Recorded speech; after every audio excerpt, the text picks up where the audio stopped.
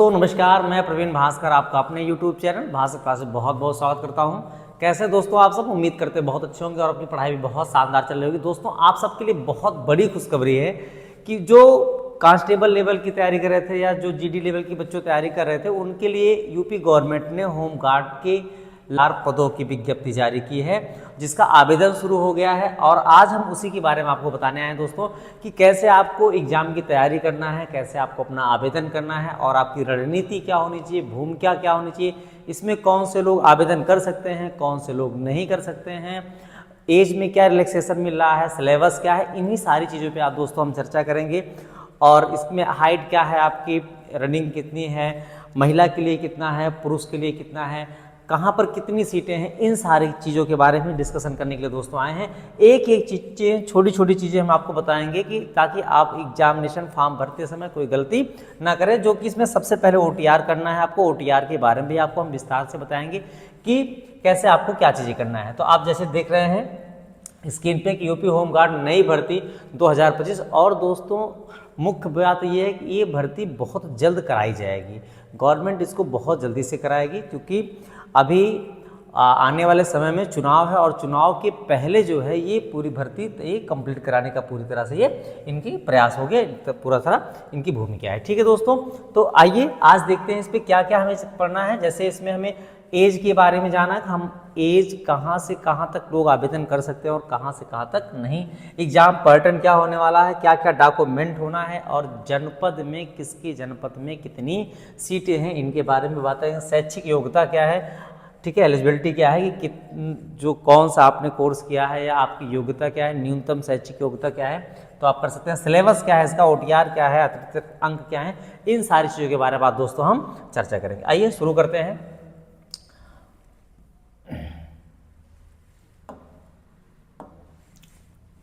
सबसे पहले दोस्तों आप देख रहे हैं यूपी होमगार्ड पर वैकेंसीज हैं, कितनी वैकेंसीज हैं, 41,424 पोस्ट है। तो सबसे मुख्य विषय है कि इसका आवेदन कब से स्टार्ट हो रहा है, इंपॉर्टेंट डेट क्या है आपके लिए कि इसका आवेदन कब, इसका आवेदन स्टार्ट हो चुका है दोस्तों, कब से 18 नवंबर से स्टार्ट हो चुका है और कब तक आवेदन किया जाएगा, 17 दिसंबर 2025 तक इसका आप आवेदन कर सकते हैं। मतलब आपको 1 महीने का टाइम पूरी तरह से दिया गया है। तो इंतजार नहीं करेंगे कि लास्ट में हम करेंगे, जैसे साइडें चलती हैं वैसे आप तुरंत करेंगे। सबसे पहली चीज़ क्या है दोस्तों जानना है, इसमें एज क्या है। एज क्या है कि आप किस उम्र से लेकर किस उम्र तक बच्चे इसको आवेदन कर सकते हैं। तो जो न्यूनतम उम्र रखी गई दोस्तों वो 18 और अधिकतम उम्र क्या रखी गई 30 साल। लेकिन इसमें जैसे OBC कैटेगरी है, SC हैं या ST हैं दोस्तों, तो इनके लिए 5 वर्ष की क्या दी गई है, 5 वर्ष की अतिरिक्त छूट भी दी गई। किन के लिए, यदि आप OBC आते हैं या SC कैटेगरी में आते हैं या ST कैटेगरी में आते हैं दोस्तों, तो आपको 5 साल का एज रिलैक्सेशन भी दिया गया है।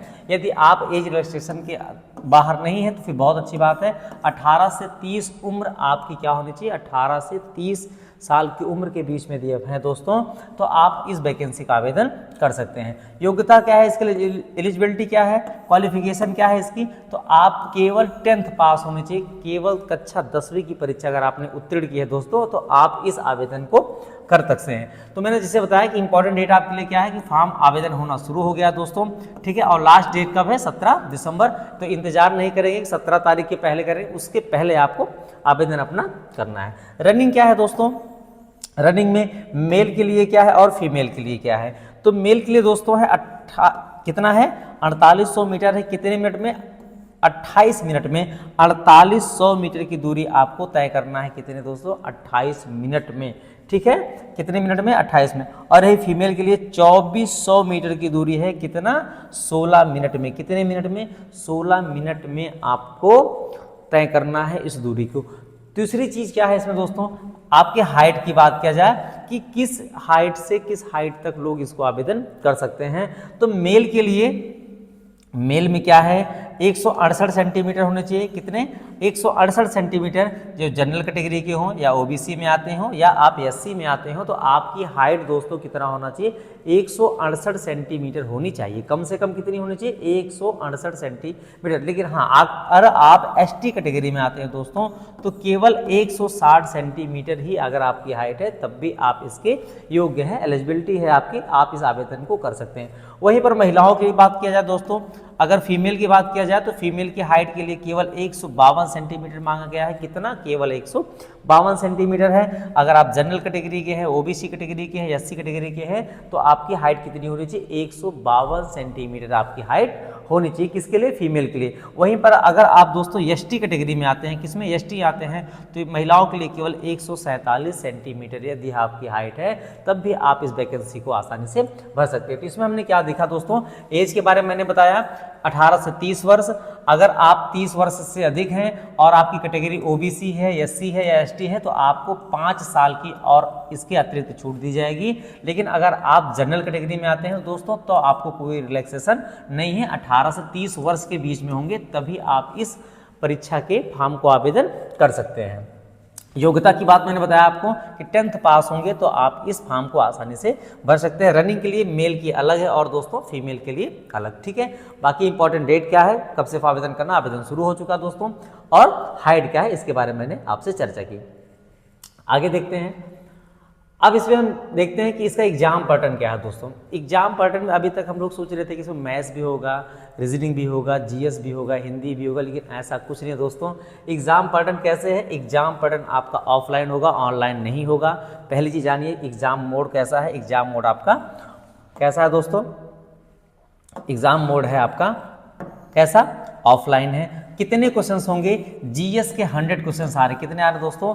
100 क्वेश्चन जीएस के आ रहे हैं। कितना समय दिया गया है आपको?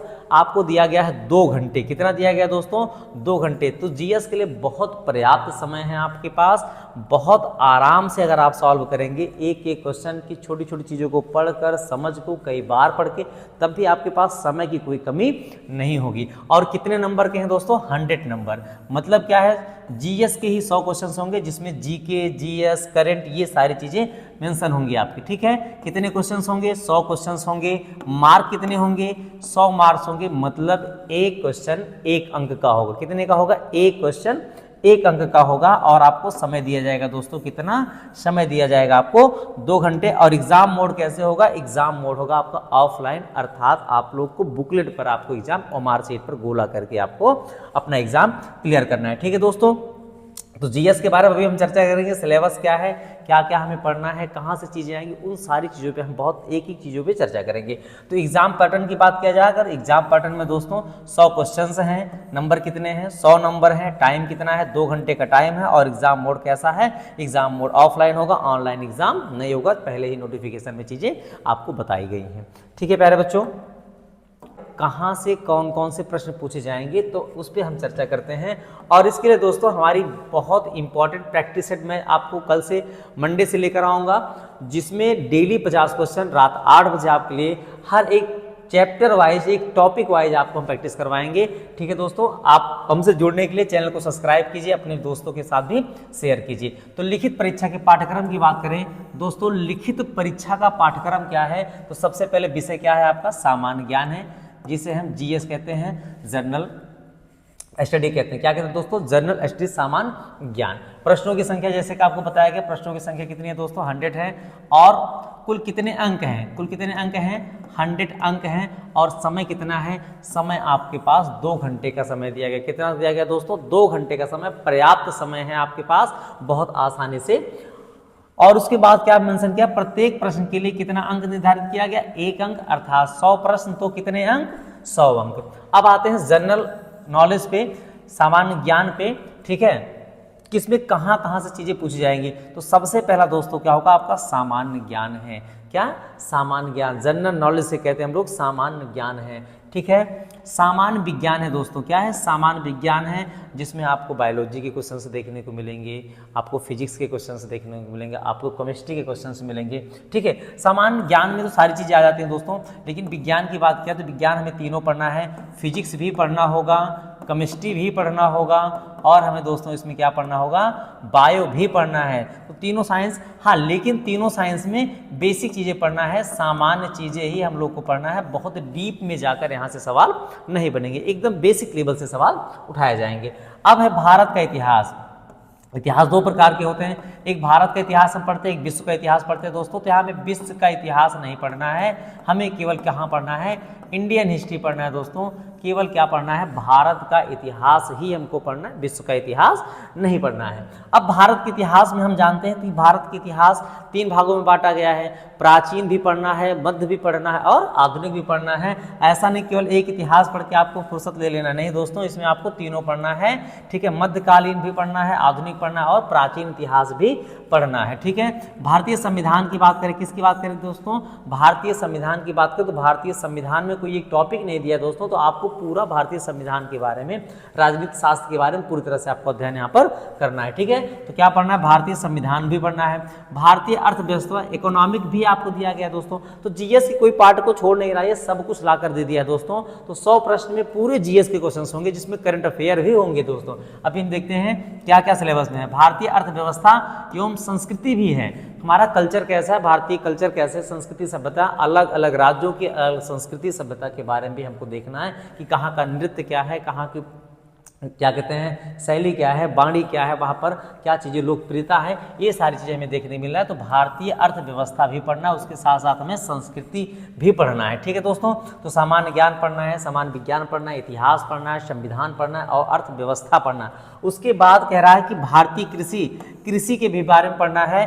कृषि के बारे में, किसके, भारतीय कृषि के बारे में कि कौन फसलें कब उगाई थी, रबी फसल कौन सी है, खरीफ फसलें कौन सी हैं, ठीक, कौन सी फसल कब बोई जाती है, ठीक है। इसके बारे में हमें एकदम डीप चल के पढ़ना है। वाणिज्य भी पढ़ना है, वाणिज्य एवं व्यापार के बारे में भी पढ़ना है दोस्तों। हमें व्यापार के ट्रांसपोर्ट के बारे में भी पढ़ना है कि क्या क्या चीज़ें हम निर्यात करते हैं, इंपोर्ट करते हैं, क्या क्या चीज़ें एक्सपोर्ट करते हैं, क्या क्या हम विदेश से मंगाते हैं और क्या क्या भेजते हैं। व्यापार के माध्यम से हम इन सारी चीज़ों के भी बारे में जानना है। जनसंख्या के बारे में जानना, पॉपुलेशन की, किस राज्य की कितनी साक्षरता दर है, जनसंख्या कितनी है, जनसंख्या के आधार पर कौन सा राज्य आगे है, कौन सा जिला आगे है, ठीक है। तो उत्तर प्रदेश के बारे में जितने भी जिले उनकी जनसंख्या के बारे में हम जानेंगे कि कहाँ पर पॉपुलेशन कितनी है, महिला कितनी है, पुरुष कितने हैं, साक्षरता दर क्या है, ठीक है। ये सारी चीज़ें जनसंख्या दे दी है, तो इसका मतलब जनसंख्या से रिलेटेड दोस्तों जितने भी सवाल बन सकते हैं वो सारे वो पूछ सकता है। ऐसा नहीं किसी एक टॉपिक को नहीं, उसे जनसंख्या कहने का मतलब है कि लिंगानुपात से लेकर साक्षरता दर से लेकर कि एजुकेशन क्या है और किस राज्य में या किस जिले में कितनी साक्षरता दर है, कितनी पॉपुलेशन है, वो चीज़ें भी यहाँ से आपसे पूछ सकता है। पर्यावरण दिया है, एनवायरनमेंट के बारे में भी दिया है, पर्यावरण और नगरीकरण भी हमको पढ़ना है, पर्यावरण के बारे में भी पढ़ना है, पशु पक्षियों के बारे में, पेड़ पौधों के बारे में भी, जो हमारे आसपास चारों ओर हम घिरे हैं, जिनके माध्यम से हमारा जीवन यापन हो रहा है आसानी से, हम पर्यावरण के बारे में भी जानेंगे। फिर अगला टॉपिक है दोस्तों भारत का भूगोल। क्या है, भारत का भूगोल। एक चीज़ आप यहाँ पर देखिए, मतलब विश्व लेवल की कोई चीज़ें आपसे नहीं पूछ रहा, क्या है, भारत का भूगोल भी पढ़ना है। क्या पढ़ना है दोस्तों, भारत का भूगोल पढ़ना है, विश्व का भूगोल नहीं पढ़ना है। उत्तर प्रदेश के प्राकृतिक संसाधन, यूपी में क्या संसाधन है, क्योंकि ये परीक्षा कहाँ की है, यूपी गवर्नमेंट की, हमारी यूपी होमगार्ड है, अलग स्टेट की तो है नहीं, जैसे उत्तर प्रदेश स्पेशल उत्तर प्रदेश जी की, ये सारी चीज़ें बहुत डीप में हमें पढ़नी है दोस्तों। उत्तर प्रदेश की शिक्षा, संस्कृति और सामाजिक प्रथाओं के संबंध में विशिष्ट जानकारी होनी चाहिए। मतलब मैंने आपसे कहा कि उत्तर प्रदेश को आपको कई बार बहुत डीप में जाकर पढ़ना होगा दोस्तों, क्योंकि उत्तर प्रदेश की परीक्षा है और उसमें कुछ छोड़ेगा नहीं दोस्तों, सब कुछ लेकर आपके पास मिलेगा। उत्तर प्रदेश में आयोजित प्रमुख मेला ना, मेले कौन से लगते हैं, किस माह में लगते हैं, किस चीज़ के लिए प्रसिद्ध हैं, स्थानीय मेला क्या है, इन सारी चीज़ों के बारे में भी आपको पता है। त्यौहार के बारे में कि यूपी का त्यौहार क्या है, प्रमुख त्यौहार क्या है, प्रमुख नृत्य क्या है, ठीक है, ये कल्चर संस्कृति के बारे में सारी चीज़ें यहाँ से। खेल के बारे में भी पढ़ेंगे दोस्तों। अब खेल की बात कर रहा है तो खेल में केवल यूपी की बात नहीं करेगा कि केवल खेल यूपी से ही आएगा, खेल तो राष्ट्रीय है ना, तो राष्ट्रीय लेवल में किसी भी खेल के बारे में पूछ सकता है, ठीक है। तो खेल कह देने से खेल और पुरस्कार ये केवल यूपी के नहीं पूछे जाएंगे दोस्तों, ये किसी भी स्टेट के और भारत के किसी भी राज्य के या जितने भी गेम होते हैं किसी लेवल पे पूछे जा सकते हैं, चाहे वो क्रिकेट हो, कबड्डी हो, वॉलीबॉल, फुटबॉल, जो भी चीज़ें होंगी वो सारी चीज़ें खेल के अंदर शामिल हो जाएंगी। कह रहा खेल पुरस्कार और उपलब्धियां, किसको कौन सा पुरस्कार दिया गया, हिंदी के क्षेत्र में, साहित्य के क्षेत्र में, संगीत के क्षेत्र में, विज्ञान के क्षेत्र में, हर तरह शांति के क्षेत्र में, तो जितने भी पुरस्कार हैं वो पूछे जा सकते हैं आपसे और उनकी उपलब्धियां भी, ठीक है दोस्तों। उत्तर प्रदेश में राजस्व भी आपका है, पुलिस प्रशासन और प्रशासनिक व्यवस्था के बारे में भी आपको जानकारी होनी चाहिए, ठीक है। मानवाधिकार क्या है, फंडामेंटल राइट आपका क्या वो भी पढ़ना है दोस्तों। आंतरिक सुरक्षा क्या है आपका, आप अपने बारे में मौलिक अधिकारों के बारे में जाने। आतंकवाद के बारे में भी आपको पढ़ के जाना है, जो महत्वपूर्ण घटनाएं हुई हैं। भारत और उनके पड़ोसी देश के बीच के संबंध भी जाना है, जैसे हमारे पड़ोसी देश कौन है, जैसे हमारा नेपाल है, बांग्लादेश है, भूटान है, तमाम सारे देश हैं। जो चीन है आपकी सीमा से लगा हुआ है, बांग्लादेश है, तो उनके पड़ोसी देशों के बीच के संबंध भी आपको पढ़ के जाना है कि उनके साथ हमारे संबंध कैसे हैं। फिर कह रहा दोस्तों राष्ट्रीय तथा अंतर्राष्ट्रीय महत्व क्या जानना है, राष्ट्रीय और अंतर्राष्ट्रीय महत्व के बारे में भी जानना है। समसामयिकी विषय के बारे में भी हमें पढ़ना है। राष्ट्रीय तथा अंतर्राष्ट्रीय संगठन, जो भी जितने संगठन के बारे में आप पढ़ते हैं दोस्तों, संगठनों के भी पढ़ के हमें जाना है। पुरस्कार और सम्मान, पुरस्कार और सम्मान की बात करें, जब खेल की बात करें तो केवल स्टेट लेवल पे नहीं होगा दोस्तों, ये अपने इंडिया लेवल पे होगा, भारत लेवल पे सारी चीज़ें। अब यहाँ पर इंपॉर्टेंट चीज़, देश आपको पूछना है, देश की राजधानी, जैसे भारत की राजधानी क्या है, नेपाल की राजधानी क्या है, भूटान की क्या है, चीन की क्या है, अमेरिका की, सबकी राजधानी पता होनी चाहिए और सभी क्या पता होनी चाहिए, मुद्राएं पता होना चाहिए। तो दोस्तों हम एक एक टॉपिक लेकर आएंगे, चैप्टर वाइज आपको प्रैक्टिस कराएंगे एकदम बेसिक लेवल से, ताकि कुछ भी ना छूटे, कहीं से कोई क्वेश्चंस बने आप वहां पर 100% सही करके आएँ। तो देश के बारे में पढ़ना है, राजधानी के बारे में पढ़ना है और उसकी मुद्राओं के बारे में भी पढ़ना है, और महत्वपूर्ण दिवस के बारे में भी देख रहे हैं दोस्तों, कुछ भी नहीं छोड़ रहा है। जीएस में जितने भी टॉपिक होते हैं सबको कवर कर रहा है, तो हमें बहुत आसानी से बहुत एक एक टॉपिक को कवर करना है दोस्तों। तो महत्वपूर्ण दिवस भी पढ़ना है, अनुसंधान भी पढ़ना है, एवं की खोज के बारे में जानकारी लें। महत्वपूर्ण टॉपिक दिया देखिए, पुस्तक और उनके लेखक, पुस्तक और उनके लेखक के बारे में भी बताना है कि जो प्रसिद्ध पुस्तकें होती हैं उनके लेखक कौन हैं और उनको कौन सा पुरस्कार मिला है, उनकी रचना किसने किया, उस रचना के लिए उनको कौन सा पुरस्कार दिया गया है। सोशल मीडिया कम्युनिकेशन, जिसका आज बहुत दौर चल रहा है दोस्तों, तो सोशल मीडिया के बारे में भी आपको जानकारी होनी चाहिए। ठीक है दोस्तों, उत्तर प्रदेश शासन द्वारा संचालित जितनी भी योजनाएं हैं, कल्याणकारी योजनाएं हैं, जो महिलाओं के लिए क्या चलाई गई हैं, बच्चों के लिए क्या चलाई गई हैं, पुरुषों के लिए क्या चलाई गई हैं ना, युवाओं के लिए जितनी भी योजनाएं चलाई गई हैं, गवर्नमेंट क्या करता है, समय समय पे युवाओं को बढ़ावा देने के लिए, रोजगार के अवसर प्रदान करने के लिए तरह तरह की योजनाओं को क्या करता है, संचालित करता है, जिसका हम लाभ उठाकर अपने जीवन में बेहतर कार्य कर सकते हैं। ठीक है दोस्तों, तो उसके द्वारा जितनी भी योजनाएं जारी की गई हैं उनके बारे में भी हमको पढ़ना है। देखिए महिला सशक्तिकरण के बारे में भी कह रहा है कि महिला के बारे में जितना भी सरकार की सार्थक कदम होते हैं दोस्तों, वो भी आपको जानना है कि सरकार ने, हमारी यूपी गवर्नमेंट ने या स्टेट गवर्नमेंट ने महिलाओं की सुरक्षा के लिए कौन से महत्वपूर्ण कदम उठाए हैं। आत्मनिर्भर और औद्योगिकी, जैसे गवर्नमेंट आप देखते हैं कि 5 लाख 10 लाख 20 लाख रुपए आपको लोन देती है विदाउट इंटरेस्ट, सब्सिडी के साथ आपको वापस करती है। इस तरह से बहुत सारी योजनाएं हैं जो यूपी गवर्नमेंट और केंद्र सरकार मिलके चलाते हैं, जिससे जो युवा हैं अगर वो कोई अपना रोजगार स्टार्ट करना चाहते हैं, कुछ आप करना चाहते हैं, तो वहाँ से आप लोन ले सकते हैं दोस्तों। तो उससे रिलेटेड जो भी योजनाएं हैं वहाँ से भी आपको प्रश्न पढ़ना है। विकास के प्रयास के बारे में प्राकृतिक घटनाएं पढ़ना है, क्या पढ़ना है दोस्तों, प्राकृतिक घटनाएं पढ़ना है, और महत्वपूर्ण सम्मेलन और समारोह भी पढ़ने हैं कि कौन कौन से महत्वपूर्ण सम्मेलन हैं, ठीक है, और उसकी कौन कौन से समारोह हैं। ये जीएस के टॉपिक है दोस्तों, कुछ भी नहीं छोड़ा है। लेकिन एक चीज़ में देख लीजिए, करंट का कहीं कोई जिक्र नहीं किया है, ठीक है, कहीं नहीं कहा है कि इसमें करंट भी पूछा जाएगा, लेकिन आपको पढ़ के जाना है, करंट भी आपको पढ़ना है। तो दोस्तों ये है आपका लिखित परीक्षा का पाठ्यक्रम जो है, जो कि 100 प्रश्न और 100 अंकों के होगा और समय 2 घंटा है। तो दोस्तों इसकी जो हमारी क्लास होगी वो डेली रात 8 बजे होगी। रात 8 बजे हम आपको मिलेंगे लेकर डेली 50 प्रश्न के साथ। कितने प्रश्न? 50 प्रश्न, और मात्र 15 मिनट में आपको कराएंगे। कितने मिनट में? डेली चैप्टर वाइज, ताकि अगर आप डेली देखते हैं दोस्तों तो आपका रिवीजन फटाफट हम कराते रहेंगे, और रिवीजन हमारा होगा टॉपिक वाइज। ठीक है दोस्तों, इसके बाद अगर हम इसमें कुछ बात करें तो भर्ती के बारे में थोड़ा जानें तो क्या है, विज्ञप्ति क्या है, इसको आप जान ही चुके हैं। आवेदन शुरू हो चुका है 18 नवंबर 2025 से। ठीक है, होमगार्ड के बारे में सारी चीज़ बताई गई, कितने पद है उन सब के बारे में यहाँ पर जिक्र किया गया। इसको आप देख सकते हैं। क्या है आपका, जैसे 600 रुपये पर दिन का है, लेकिन इसमें महंगाई भत्ता भी आपको मिलता है दोस्तों। तो जो 600 है लगभग 800-900 रुपये आपको पर डे के हिसाब से मिलेगा। तो लगभग आपकी जो सैलरी बनेगी दोस्तों वो 28 से 30 हज़ार रुपये तक बननी है। ठीक है, 28 से 30 हज़ार रुपये तक आपकी सैलरी बनेगी। ठीक है, क्योंकि एग्रीमेंट की बात कर रहा है उसमें बढ़ाएगा। इसमें सबसे महत्वपूर्ण दोस्तों एज के बारे में, हालांकि मैंने बताया, लेकिन उम्र के बारे में थोड़ा सा और जानेंगे। तो एज के बारे में लिखा तो कह रहा है कि एक साथ, अर्थात जो आयु की गणना की जाएगी दोस्तों, जो आपके आयु की गणना की जाएगी वो 1 जुलाई से की जाएगी। कब से? 1 जुलाई 2025 से आपकी गणना की जाएगी। यहाँ से आपको क्या करना है, को कम से कम इस तिथि को आप कम से कम 18 साल के हो गए हों। क्या हो गए हो, 18 साल के हो गए हैं। अगर इसमें देखिए आसपास समझ गया कि 18 वर्ष से अधिक और 30 वर्ष से होनी चाहिए, अर्थात अभ्यर्थी का जन्म 1995 से पूर्व तथा 1/2007 के बाद नहीं होना चाहिए।